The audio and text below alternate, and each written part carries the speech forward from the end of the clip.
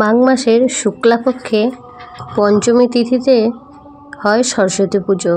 আর এই সরস্বতী পুজোর পরের দিন কিন্তু অনুষ্ঠিত হয় বাঙালির ঘরে ঘরে এই শীতল ষষ্ঠী। এই শীতল ষষ্ঠী কিন্তু সব কিছু গোটা গোটায় রান্না করতে হয়। 6 রকম সবজি দিয়ে কিন্তু গোটা গোটা রান্না হয়। বাঙালির ঘরে ঘরে কিন্তু এই শীতল ষষ্ঠীটা পালন করা হয় নিষ্ঠা আচারে। নমস্কার বন্ধুরা, মালিকের মিনিটে চ্যানেলে স্বাগতম। অন্যদিনের মতন আজও চলে এসেছি আপনাদের কাছে একটা নতুন রেসিপি নিয়ে। আজকে কিন্তু আমি গোটা সেদ্ধ যে শীতল ষষ্ঠীটা হয় সেটাই আপনাদের দেখাবো। আর আজ কিন্তু আমরা শীতল ষষ্ঠীটা আমাদের গরম, সেই জন্য আপনাদের গরম গরম তাই দেখানো হবে। তাই শীতল ষষ্ঠীর থালিটাই আজকে সম্পূর্ণ আপনাদের দেখাবো। তো দেখতে থাকুন এই শীতল ষষ্ঠীর রেসিপিগুলো আমি কীভাবে বানাই। চলুন বাজার। এই শীতল ষষ্ঠীতে ডালটা করা হয় মূলত কড়াইয়ের ডাল কিংবা বিউলির ডালে। আমি আজ বিউলির ডাল দিয়েই রান্না করব। বিউলির ডালটা কিন্তু শুকনো খোলায় একটু ভেজে নিতে হবে, সুন্দর করে কিন্তু একটু লাল লাল করে ভেজে নেব। এটা কিন্তু তেল দিয়ে ভাজা চলবে না, যেহেতু ডালটার ভিতরে কিন্তু অনেকটাই পাউডার মেশানো থাকে। ডালটা কিন্তু আমি একটু ভালো করে আগে মুছেও নিয়েছি, এবার কিন্তু বেশ ভালো করে ভেজে নিয়েছি। দেখুন ভাজাটা কিন্তু আমার হয়ে গেছে। এবার কিন্তু এই ডালটা আমি ভালো করে ধুয়ে নেব।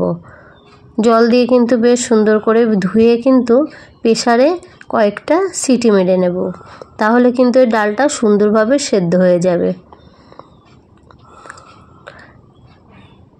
আর এর ভিতরে কিন্তু আমি গোটা গোটা গিয়ে সবজিগুলো ব্যবহার করেছি। 6টা সিম, 6টা আলু, 6টা কুল, আর নিয়েছি 6টা সিম, 6টা কাঁচা লঙ্কা, আর 6টা কিন্তু আস্ত বেগুন।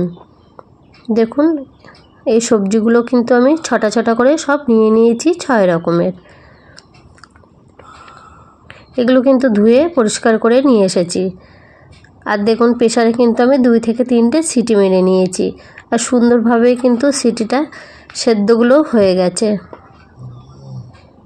এটা একটা পাত্রের মধ্যে নামিয়ে নিলাম। আর দেখুন এখানে কিন্তু ডাল পুরো সবজিগুলো সুন্দরভাবে সেদ্ধ হয়ে গেছে।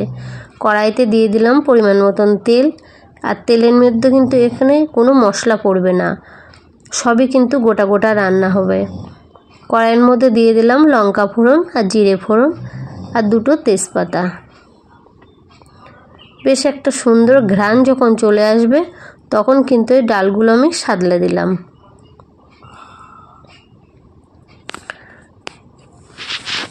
দেখুন বন্ধুরা, ডালগুলো যখন সাদলে দিলাম, দেওয়ার পরে কিন্তু পরিমাণ মতন লবণ আর হলুদ দিয়ে দেব।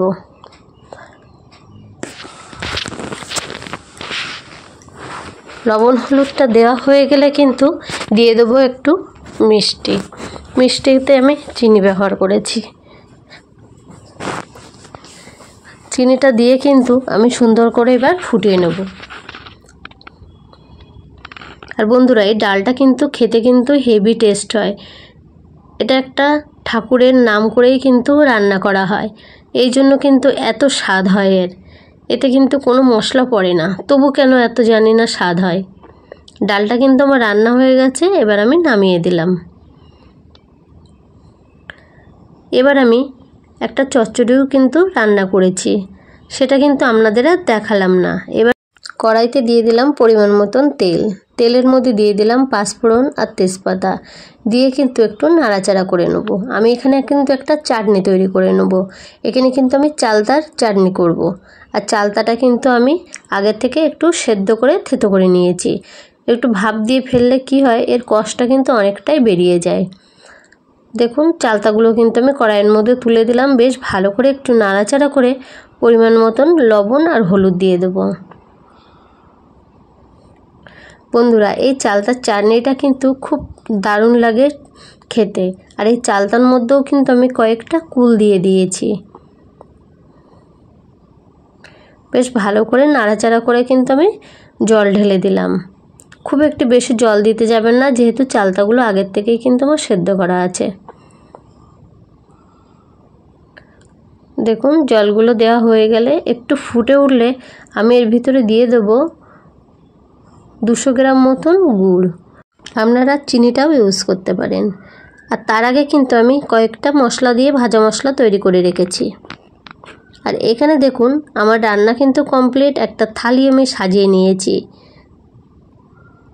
থালিটার মধ্যে দিয়ে দিলাম 1 বাটি ভাত, ডাল, বাঁধাকপি দিয়ে সব রকম সবজি দিয়ে একটা চচ্চড়ি, আর দিয়ে দিলাম চালতার চাটনি।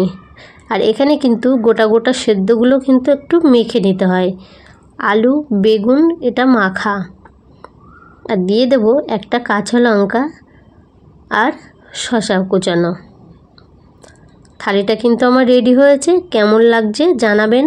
ভালো লাগলে লাইক কমেন্ট শেয়ার ও সাবস্ক্রাইব করতে ভুলবেন না। প্লিজ পাশে থাকবেন আর পাশে থেকে বেল আইকনটিটা প্রেস করে দেবেন। দেখুন থালিটা আমার কেমন হয়েছে আপনারা সবাই কমেন্টে জানাবেন। অসংখ্য অসংখ্য ধন্যবাদ। সবাই ভালো থাকবেন, সুস্থ থাকবেন।